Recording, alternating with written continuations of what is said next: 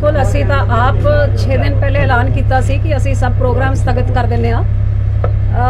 इस सवाल जवाब हर सवाल का जवाब देने तो असी तैयार है, लेकिन पंजाब का माहौल बिगाड़ के पिछले दरवाजे तो बीजेपी की गवर्नर सरकार बनाने च पंजाब विच असी भाईचारिक सांझ नूं ना तोड़िए, एक दूजे नाल लड़ पिड़ के जिहड़े शरारती लोकी पंजाब का माहौल खराब करके बीजेपी नूं फायदा पहुंचाने की कोशिश कर रहे हैं।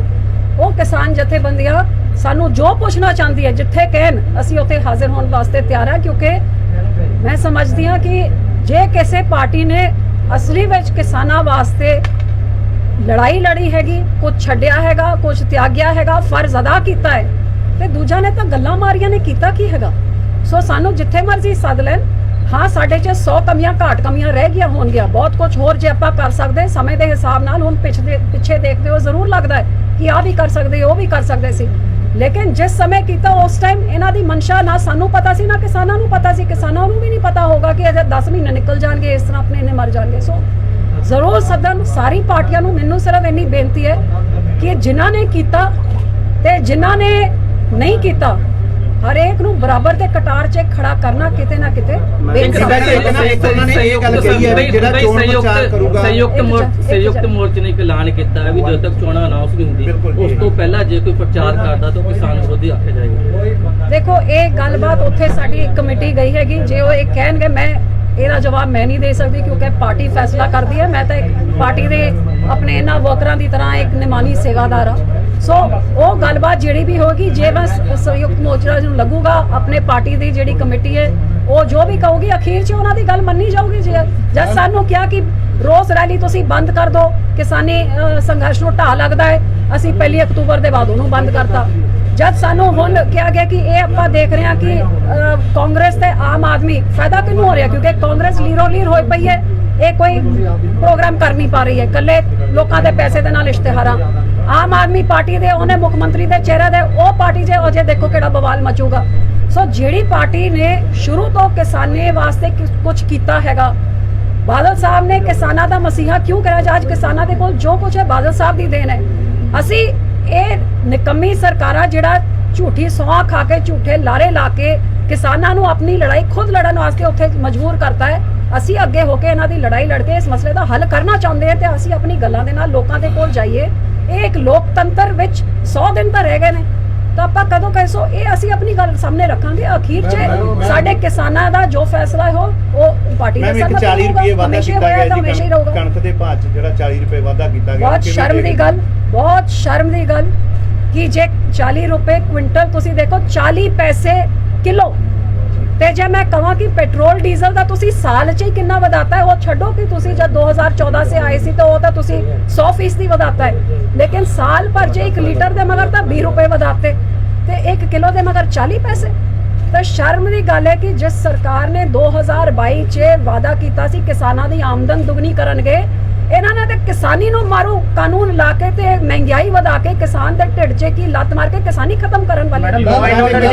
खराब हो रही है लगातार, बठिंडा च फिरौती मंगी गई है, गैंगस्टर वालों सरेआम जिहड़ा अटैक भी होया, मैडम की कहना चाहुंदे? आही तां गल है, असीं लोकां दे कोल तां ही तां जाना चाहते हैं कि पंजाब नूं 5 साल पहले आपां कित्थे छड्ड के गए सी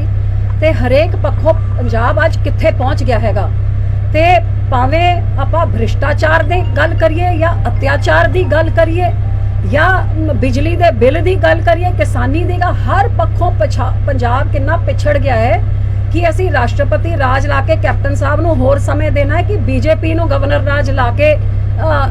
पंजाब दा होर नाश करना है, या अपनी पार्टी अपनी खेतरी पार्टी नूं ला के पंजाब दी लड़ाई लड़न वास्ते बादल साहब वर्गे मुखी नूं अगे करके असी अपनी लड़ाई लड़के अपनी हक लेने ये लोकां नूं आई तां फैसला करन वास्ते एयरफील्ड बनाया जा रहा है बरनाला बाईपास से, जेड़ा तुहाडी ਤੁਹਾਡੀ मीटिंग भी हुई केंद्र सरकार नाल नितिन गडकरी नाल, की मैसेज देना चाहोगे लोकां नूं? ਜਿਹੜਾ फ्लाईओवर इत्थे बरनाला बाईपास 'ਚ बन रहा सीगा, ये बहुत जरूरी है इस इलाके वास्ते हैगा, लेकिन किसी कारण करके इस कांग्रेस सरकार ने, मैनू नहीं पता ये किस तरह ये फैसले करते हैं, या तो लोगों तो इन्ने टुटे हुए ने। अज की तारीख च असीं अंमृतसर भी देखिए, जिथे भी वो बंद वाले वॉल वाले फ्लाईओवर बने उन्होंने सारिਆਂ ਨੂੰ तोड़ के पिलर वाला किया। शहर के विचे तुसीं बंद दीवारां वाली फ्लाईओवर बना दो, छोटी छोटी 24 फुटी रोडा, उत्थे एक गड्डी खराब हो गई, एक पासे सारी रिहाइश, दूसरे पासे हस्पताल, ਦੂਜੇ ਪਾਸੇ ਸਾਰੀ ਸਕੂਲ ਕਾਲਜ ਇੱਕ ਐਂਬੂਲੈਂਸ ਆਉਣ 'ਚ ਇੱਕ ਫਾਇਰ ਬ੍ਰਿਗੇਡ ਆਉਣ 'ਚ ਰਸਤਾ ਬਲੌਕ ਹੋ ਜਾਊਗਾ ਲੋਕੀ ਕਿੱਥੇ ਜਾ ਰੋਜ਼ ਟ੍ਰੈਫਿਕ ਜਾਮ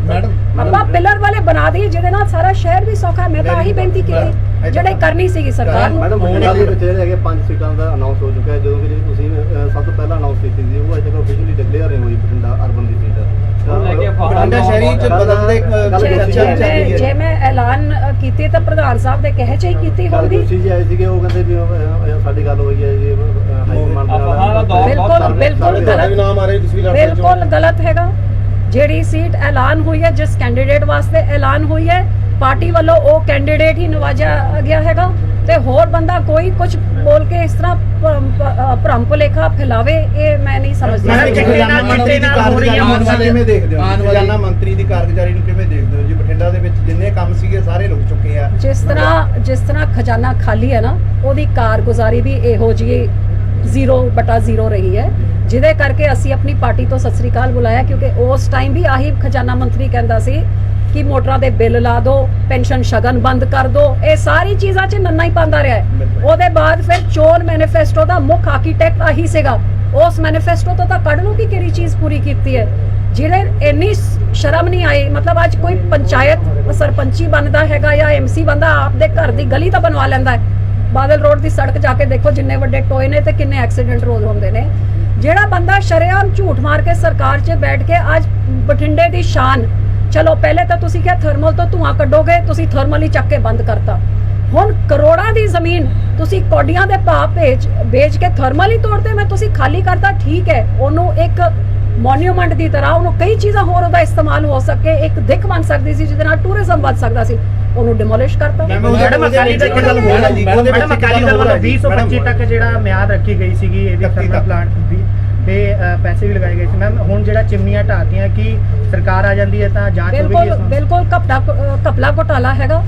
ਜਿਸ ਤਰ੍ਹਾਂ ਇਹਨਾਂ ਦੇ ਖੁਦ ਤੁਸੀਂ ਬਠਿੰਡੇ ਦਿਹਾਤੀ ਦੀ ਤੁਸੀਂ ਉਹ ਜਿਹੜੇ ਇਹਨਾਂ ਦੇ ਇੰਚਾਰਜ ਲਾਏ ਹੋਏ ਨੇ ਮਨਪ੍ਰੀਤ ਵੱਲੋਂ ਹੀ ਉਹਨਾਂ ਨੇ ਕਿਹੋ ਜਿਹੇ ਗੰਦੇ ਇਲਜ਼ਾਮ ਜਿਹੜੇ ਕੈਪਟਨ ਸਾਹਿਬ ਗੁਟਕਾ ਸਾਹਿਬ ਦੀ ਸਹੁੰ ਖਾ ਕੇ ਕਹਿੰਦੇ ਸੀ ਕਿ 4 ਹਫ਼ਤਿਆਂ ਤੇ ਨਸ਼ਾ ਖਤਮ ਕਰ ਦਾਂਗਾ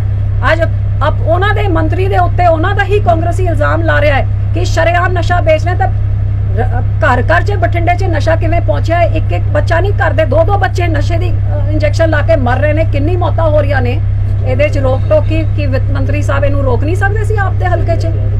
ਹਕੀਕਤ ਆ ਹੈਗੀ ਕਿ ਆ ਸਾਰੀ ਚੀਜ਼ਾਂ ਫੈਲਾ ਕੇ ਨੁਕਸਾਨ ਲੋਕਾਂ ਦਾ ਕਰਕੇ ਪੰਜਾਬ ਦਾ ਇਸ ਸਰਕਾਰ ਨੇ ਹਰਿਆਣਾ ਦੇ ਵਿੱਚ ਅੱਜ ਫਿਰ ਇੰਟਰਨੈਟ ਸੇਵਾਵਾਂ ਬੰਦ ਕਰ ਦਿੱਤੀਆਂ 12 ਵਜੇ ਤੱਕ ਰਾਤ ਬੜੀ ਦੇਖੋ ਲੋਕਤੰਤਰ ਦਾ ਘਾਣ ਬੀਜੇਪੀ ਸਰਕਾਰ ਕਰ ਰਹੀ ਹੈਗੀ ਇਹਦੇ ਵਿੱਚ ਕੋਈ ਸ਼ੱਕ ਨਹੀਂ। ਜਿਸ ਤਰ੍ਹਾਂ ਕਾਲੇ ਕਾਨੂੰਨ ਹੋਣ ਜਾਂ ਕਿਸਾਨਾਂ ਦੇ ਨਾਲ ਜਿਸ ਤਰ੍ਹਾਂ ਦਾ ਵਤੀਰਾ ਕੀਤਾ ਜਾ ਰਿਹਾ ਹੈ ਆਹੀ ਜੰਮੂ ਕਸ਼ਮੀਰ 'ਚ ਕੀਤਾ ਸੀ ਆਹੀ ਹਰਿਆਣਾ 'ਚ ਤੇ ਜੇ ਪੰਜਾਬ ਦੇ ਲੋਕਾਂ ਨੇ ਆਪਣੀ ਪਾਰਟੀ ਕਾਮਯਾਬ ਨਹੀਂ ਕੀਤੀ ਇਹਨਾਂ ਦਾ ਕੈਪਟਨ ਨਾਲ ਰਲ ਮਿਲ ਕੇ ਕੇਜਰੀਵਾਲ ਦੇ ਨਾਲ ਮਿਲ ਕੇ ਇਹਨਾਂ ਨੇ ਪੰਜਾਬ 'ਚ ਵੀ ਆਹੀ ਕਰਨਾ ਹੈ। ਸ਼ਰਮ ਦੀ ਗੱਲ ਹੈਗੀ ਕਿ ਇੱਕ SDM ਜਿਹੜਾ ਸਰਕਾਰੀ ਮੁਲਾਜ਼ਮ ਹੈਗਾ ਸ਼ਰੇਆਮ ਆਪਦੇ ਪੁਲਿਸ ਦੀ ਫੌਜ ਨੂੰ ਉਕਸਾ ਰਿਹਾ ਕਿ ਕਿਸਾਨਾਂ ਦੇ ਸਿਰ ਭੋੜੋ ਉਹ ਵੀ ਸਵੇਰ ਦੇ ਟਾਈਮ ਜਦ ਕਿਸਾਨ ਪਹੁੰਚੇ ਵੀ ਨਹੀਂ ਸੀਗੇ ਪਹਿਲੇ ਤੋਂ ਹੀ ਇਨਸਟਰਕਸ਼ਨ ਸੀ ਨਾ ਸਿਰ ਪਾੜ ਦਿਓ ਤੇ ਇੱਕ ਬੰਦੇ ਦੀ ਮੌਤ ਹੋ ਗਈ। ਅੱਜ ਉਸ SDM ਨੂੰ ਪ੍ਰਮੋਸ਼ਨ ਦੇ ਕੇ ADC ਬਣਾਇਆ ਜਾ ਰਿਹਾ ਨਾ ਕਿ ਉਹਨੂੰ ਸਸਪੈਂਡ ਨਾ ਕਿ ਉਹਨੂੰ ਡਿਸਮਿਸ ਤੇ ਨਾ ਮੁਆਵਜ਼ਾ। ਤੇ ਹੁਣ ਜਦ ਕਿਸਾਨ ਆਪਣਾ ਹੱਕ ਮੰਗ ਰਹੇ ਨੇ ਤੇ ਉਹਨਾਂ ਦੇ ਹੁਣ ਇੰਟਰਨੈਟ ਸਰਵਿਸ ਬੰਦ ਕਰ ਦੋ ਤੇ ਉਹਨਾਂ ਨੂੰ ਹੋਰ ਕੇ ਆ ਸਾਰੀ ਜ਼ੋਰ ਜ਼ਬਰ ਦੀ ਸਰਕਾਰ ਚਲੀ। ਸੋ ਇਹ ਮੋਦੀ ਸਰਕਾਰ ਜ਼ੋਰ ਤੇ ਜ਼ਬਰ ਦੀ ਸਰਕਾਰ ਹੈ। ਇਹਨਾਂ ਨੇ ਡੈਮੋਕ੍ਰੇਸੀ ਨੂੰ ਬਿਲਕੁਲ ਦੇਸ਼ ਤੋਂ ਖਤਮ ਕਰਤਾ ਹੈਗਾ ਤੇ ਲੋਕੀ ਉਹ ਦਿਨ ਦੂਰ ਨੇ ਜਿੱਥੇ ਲੋਕਾਂ ਨੇ ਇਹੋ ਜਿਹੀ ਸਰਕਾਰ ਨੂੰ ਖਤਮ